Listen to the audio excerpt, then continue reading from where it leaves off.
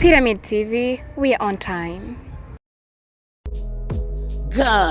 Guys, abakunzi bakunda iterambere ry'umuziki ndundi, abakunzi bakunda iterambere rya entertainment ya 257 ndabaramukije aho muri hose, ndaramukije abarundi, abanyarwanda, abatanzania, abakenya, abazambia, mwese mubandanye mu kudushigikira, mu kuraba bino biganiro byacu, mu gusharinga, mu kudusigikira muri vyose turiko turakora guys.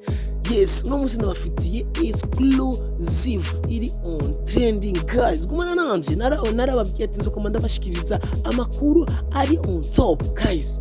Nkuko murabibona ngaho kuri screen zanyu n'abaririmbyi babiri, umwe n'umurundi uwundi n'umunyarwandakazi.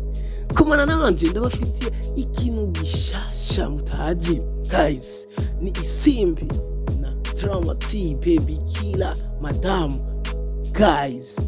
Kumana nanje rero kuri ivyo rero ikintu nagomba ndabamenyeshe nk'umunya makuru asanzwe arondera amakuru y'abaririmbyi atandukanye guys. Twashoboye kuronka inkuru ivuga ati ni Isimbi Dee yashoboye kuririmbana na Drama T guys. Indirimbo nshasha igiye kuja ahabona vuba cyane. Ni Isimbi yashoboye kurondera Drama T, barapanga gahunda, barinjira in the studio, bararecordinga, barakora vyose, barakora tournage y'iyo video yabo guys.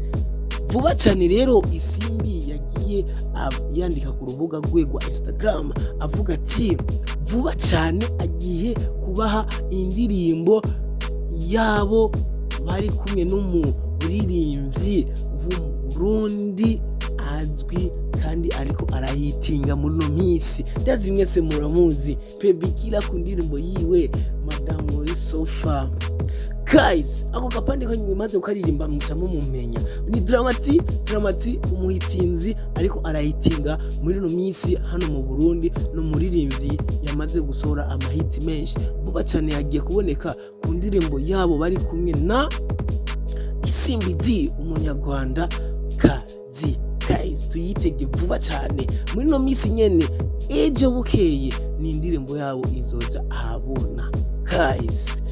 Izina ryayo ni nkuko nyene mpo murabisoma ngaho, soma wenyene singine kubarandira guys. Kumana natwe bandanya mudushigikira, bandanya mudusupportinga mu kubwira subscribe, like and comment. Tuzokoma tubashikiriza ibintu byose abaririmbyi bakora mutaronka.